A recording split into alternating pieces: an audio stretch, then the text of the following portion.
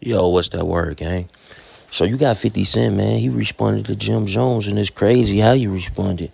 He goes with this post. He said, LOL, individual one calling the shots out here. I know you working, so please don't say you gangster shit to me, individual one. Now, what he talking about is, on the 6ix9ine case, back in the day, you know, they was basically saying that Jim Jones was working, bro. You know, they were saying that they had him on a wiretap. And a lot of people were saying that, you know, the fact that Jim Jones didn't get locked up and twisted up in that whole 6ix9ine fiasco was the fact that he was working. Now, it never was no proof. But 50 Cent, he goes to, you know, Instagram and posts some of the minutes from that proceeding. And, you know, Jones basically talking to individual one, letting them know that just tell that nigga he not a gang member no more. He kicked out the whoop. He was never a gang member. You know, and they also said that you need to super violate him. Y'all remember that whole thing that was going around where people was calling Jim Jones a rat and that and that. But right now it's probably about to be back up because 50 Cent just posted about it. Y'all know how 50 do. But y'all get in the comments and y'all let me know what you think. I'm gonna play some of the footage that the reason that 50 Cent even responded. Again, get in the comments and let me know what you think. Gang. In the cam right now. He just did the interview with 50. For the younger audience, we had like a rap battle thing at one time. And 50, what you did, so we was having interior problems at Dipset. Nobody knew about this. Nobody knew that we was like not on the same page. Right. So when me and you were battling during our music thing, you got members of Dipset to come to your show. Them niggas be on my dick, right? Them niggas ain't got nothing else to think about but Capo. I did a lot for them niggas in their life. You heard?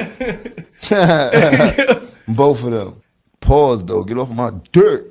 There's only space on there for baby girl, man. Come on, man. Tugging on my shit like that. Yo, you never clear shit up. Keeping the cam. In my memory, like, yo, that was the last show, but it was just the way, the sequence of the way things was going. And then it came to a point where I had to worry about who Jim Jones was moving forward. Then I was worried about anybody else because nobody else was worried about me. I got to a point where I became famous too. There was a point where all the famous people know me. Then after that, it was like, shit, I'm just as famous as all the famous people. I can't do what I used to do for you. You heard? Somebody got to do that for me right now because I'm super lit. You heard? But I put my life on the line for all of the shit, and you know, and everybody knew that. But niggas wasn't doing the same thing in return. What's something that stands out to you though, when you realize niggas really wasn't for you? I know you say you've been seeing it, but there's a moment, bro. Like, you know, what I'm saying, wherever that concert is. When you start to feel like somebody want to see you do good, but not as good as them, you're like, oh yeah, I know what this move is about. You heard? Everybody don't got the mind of a real leader. In my memory, like, yo, that was the last show. Who reached out to who when you went out to perform? Cause I had Ballin'. I had the hottest record at the time. My record was hotter than 50's records at the time when Ballin' spanked out and shit like that. When Cam did this shit with calling the station up over the cot shit and all that shit, I felt that was childish. That wasn't, like, you don't press no real buttons and you're not about to come outside when it's time to really get active, nigga. So how dare you do some weak shit like that that really didn't hold no merit? Like, you start going crazy over Koch, over a white man that been jerking us since we got signed there, and whatever backdoor deals you had with him serves you more advantageous than it served me. You understand what I'm trying to say? Like, so when that shit went on, I was like, that was kind of weak. That was corny, because at that time, there was no real beef. We was just the most powerful groups of individuals that's running New York at the same time. So in my mind, I was like, it's more advantageous for us to try to figure out how us to start to move and do tours and really go crazy and figure out, because that we were sizzling, but this. Who reached out? I still gotta know, like, how did that work? You performing, like. They called me like, yo, you want to come out and perform at the show? Shit, yeah, I got the hottest record, I'm popping out. And I wish a nigga would look at me sideways, think they gonna do anything funny. I'm with all of that. We'll boom this shit up. It'll be nasty in New York. That's how I was living back then. That's what I was on. I wasn't on nobody's friendship.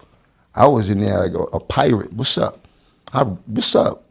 That's how I was. You dig? Like, hope everybody be calm, because y'all know this shit gonna go way left real quick. You dig? I'm here for what I need out this shit. Right. It's that crowd to hear me do balling and let me get the fuck out of here. Yeah, so it wasn't no deep thought. Like, this is like, nigga, it's an opportunity. I gotta go. Yeah, I was going there to do nothing G-man at all. Them niggas couldn't even dress. But he had a platform for me to perform on in front of thousands of people in New York. Yeah, I'm taking that. I still gotta know, like, how did that work? You performing, like, We just on two separate sides of the fence. You heard? Like, they do what they do, and I do what I do.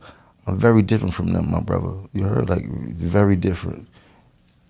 For real. You did? Yeah. Like, way different than them and shit like that. And I ain't here to put nobody business out there, none of that type of shit. I'm not that type of nigga. I ain't here to talk down on them niggas. I don't care. Them niggas know what I do.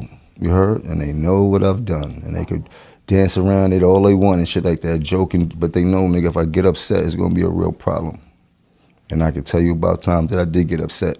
And I can tell you about times that they don't want me to talk about. You heard? The both of them. You dig? Like, this shit ain't no game. They can't play with me too much.